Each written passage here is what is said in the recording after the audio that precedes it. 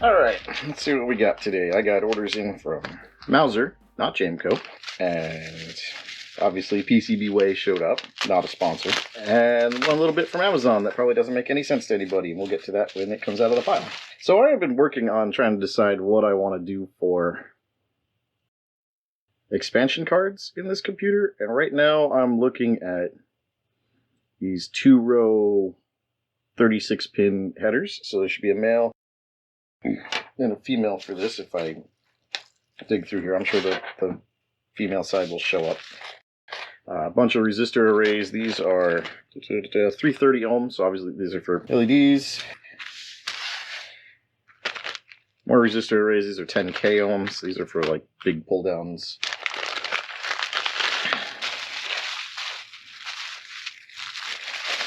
This is a 32-pin version. Right angle header, 32 pins. I think that's 64 pins. I'm trying to find the other ones of these. I bought 2 different ones to see what I like about them. So like these 2 would be a pair. These are 32-pin ones. These might be enough. No, they wouldn't be though, because I need 24 just for the address and banks. So, but the idea being, this female end would go on the motherboard. Male end would go on an expansion card so that it would go in and then be able to sit down and the card could sit vertically. So I'm going to put them together and then put them back in bubble wrap. Assuming I can put them together. Are they keyed? Oh, they're keyed. Good to know that they're keyed. That's going to make a difference. Put you guys there. Here's the other half. 64 pin, yeah. So same idea.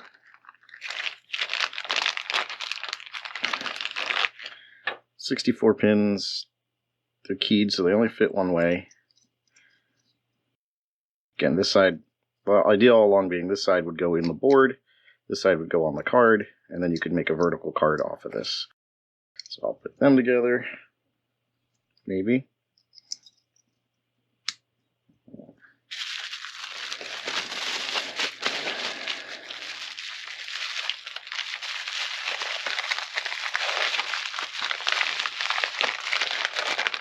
The 32 and 64 pin versions. We've got clock oscillator. This is 20 megahertz clock oscillator, so that'll be our final clock. Looking at Adrian Kolbachar's setup where he's going to have the 3 different clocks and use the D flip-flop to get to 50% duty cycle. So that'll drop that to 10 megahertz, which is all I was planning to run.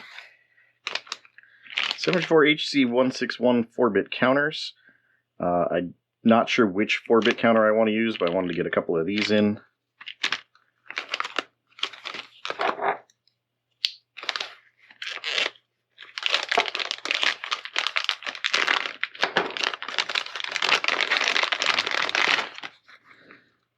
I've really gone to great lengths to protect this, which is kind of funny to me because it's just an 8 megahertz oscillator.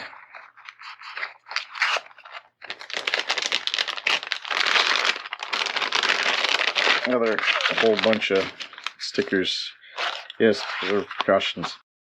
That's a 24 megahertz one. I don't remember why I ordered that, but hey, now I've got a 24 megahertz. I guess half of that would be 12, which is still slower than the max speed of the processor, so that works. One more set of resistor arrays, I think 1K. That's about 330s, not 390s. 1K. That's already in some of my designs.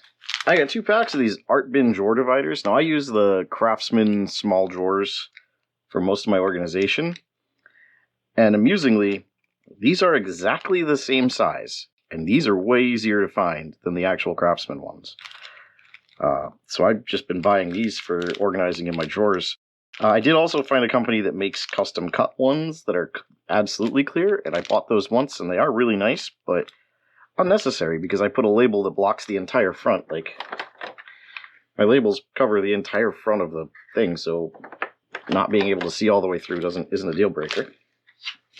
And the most important thing is our delivery from PCBWay, which just happened to come on the same day as everything else, thanks to a hold up at customs. Get that out of the way.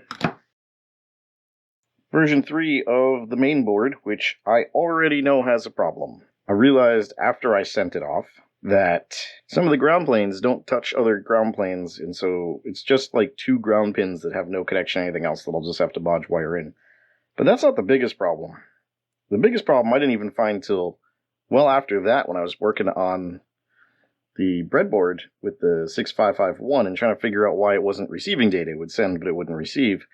That comes down to me not reading spec sheets, where the 6551 is an open collector, but the 6522 is always held high. And I thought they were both open collectors, and they're not. So the 6551 doesn't have enough draw to say, hey, this should be low, and it's supposed to be wire ORed, which is way more work than it needs to be when I could just put a 1K resistor and run them to a gate. The next design has an 8 input AND gate, board 3.1, which is actually what you saw me draw if you watched the entire long video of me drawing the board. That was actually 3.1. 3.1 has that fixed, so it has an extra logic circuit here. Like, I did that after I even finished the video, so it has a 4th piece of glue logic for the AND gates. And I tightened this up just in general. But because I switched to KiCad or KiCad or however it's supposed to be pronounced, I don't know that this footprint is right. So I'll have to check with the standoffs in there, see if they fit. If they don't, then I know to fix this footprint before I make the 3.1. I like the board. I like the white with the black silk screen. I think that looks really cool. Got my logo on the back there, because I had to learn how to import my logo into KiCad. Like the weight. So I'm pretty happy with, at the moment, I'm pretty happy with this board, and we'll see what happens when I put it together. Probably the next video, I'll build this up, diagnose what I know to be a couple of bad, or not bad, but grounds that are not attached to anything. And we'll bodge them. So I know this wasn't a build video or anything like that, but it was a big day for me around here, unboxing all that stuff. People like unboxing videos, I guess. So I'll do that if I get a big order like that in again. But anyway, if you want to keep up on the Neon Sunrise project, make sure you hit like and subscribe and all those YouTube things that you're supposed to do. And next time I'll build the board. See you later.